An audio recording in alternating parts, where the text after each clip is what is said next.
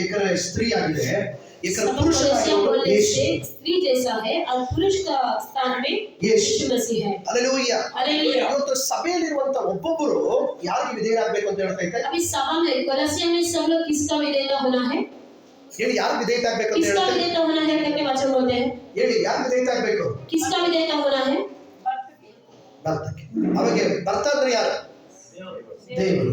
ಎಲ್ಲರೂ ಹೇಳಿ, ನಾನು ಕನ್ನಡದಲ್ಲಿ ತಾನೇ ಮಾತಾಡ್ತೀನಿ. किसका विधेयता होना बोलना है? ಭರ್ತ ಅಂದ್ರೆ ಯಾರು?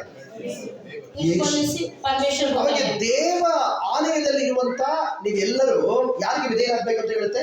परमेश्वर का कलीसिया में है, आप सब लोग किसका विधेयता होना है?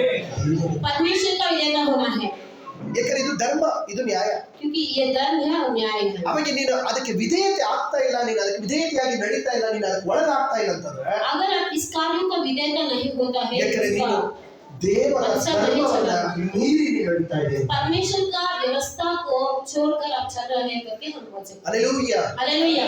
ನಾವು ಮೀರಿ ನಡೆಯುವಾಗ ದೇವರು ಕೂಡ ನಮ್ಮ ಕೊಟ್ಟಂತ ಕಾರ್ಯಗಳನ್ನ ಮೀರಿ ಅವರು ನಡೀತಾರೆ.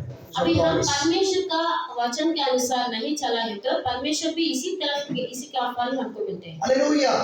ಇವತ್ತು ಪುರುಷರಾಗಿರುವಂತವರೇ, ನೀವು ನಿಮ್ಮ ದೇವರಿಗೆ ವಿಧೇಯತೆ ಆದ್ರೆ ನಿಮ್ಮ ಹೆಂಡತಿರು ನಿಮ್ಮ ವಿಧೇಯತೆ ಆಗ್ತಾರೆ. आज पुरुष लोग हैं, आप परमेश्वर को विधेयता होने से आपका पत्नी लोग आपका विधेयता होता है। ಹಲ್ಲೆಲೂಯಾ.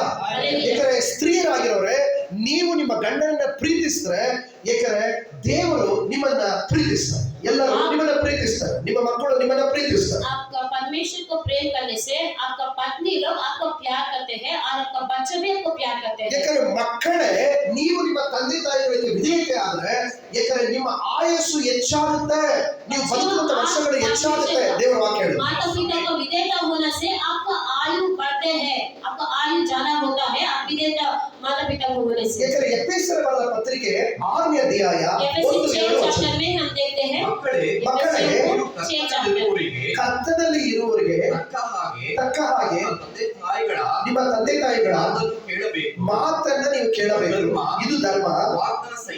ವಾಗ್ದಾನ ಸಹಿತವಾದ ಮೊದಲನೆಯ ಆಜ್ಞೆಯನ್ನ ಕೇಳಿರಿ. ನಿನ್ನ ತಂದೆ ತಾಯಿಗಳನ್ನು ಸನ್ಮಾನಿಸಬೇಕು. ಸನ್ಮಾನಿಸಿದರೆ ನಿನಗೆ ಮೇಲಾಗುವುದು. ನೀನು ಭೂಮಿಯ ಮೇಲೆ ಬಹುಕಾಲ ಬದುಕುವೆ. ಹಲ್ಲೆಲೂಯಾ. हालेलुया। ಅವಾಗ ದೇವರಲ್ಲಿ ಇರುವ ನಿನ್ನ ತಂದೆ ತಾಯಿಗಳ ಮಾತನ್ನು ಏನ್ ಮಾಡ್ಬೇಕು? परमेश्वर के अंदर आपका माता पिता का बात आप सुनना है। Amen. Hallelujah. Hallelujah. Hallelujah. Hallelujah. Hindi से 6 and 1 to एफेसियों 6 चैप्टर में वचन पढ़ते हैं। ये बालकों प्रभु में प्रभु में